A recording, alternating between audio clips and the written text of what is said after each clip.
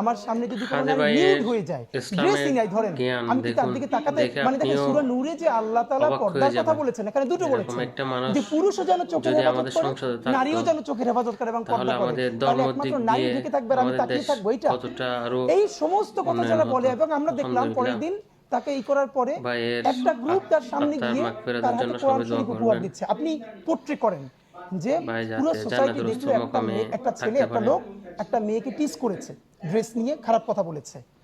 পরের দিন তাকে ছাড়িয়ে আনার পর বীর বিক্রমে তার হাতে কোরআন তুলে দেওয়া হয়েছে, ফুলের মালা হয়েছে। এবার আপনি ভাবেন যারা ইসলাম ভালোবাসে, মুসলমান ভালোবাসে, এমনকি আরবান সেই ক্লাসটা যারা ধর্ম পালন করে অ্যাজ ওয়েল অ্যাজ তার কালচারেও সে ওরকম বিলং করে, তার কাছে কি মেসেজটা যাচ্ছে। এবং আপনি খেয়াল করেন এর সাথে বাংলাদেশের মূলধারার কোনো আলেমদের সম্পর্ক নাই। আমাদের আফসোসটা কি জানেন, আজ থেকে 15-16 বছর আগেও বাংলাদেশের যত ধর্মীয় ইস্যু এগুলো সব মূলধারার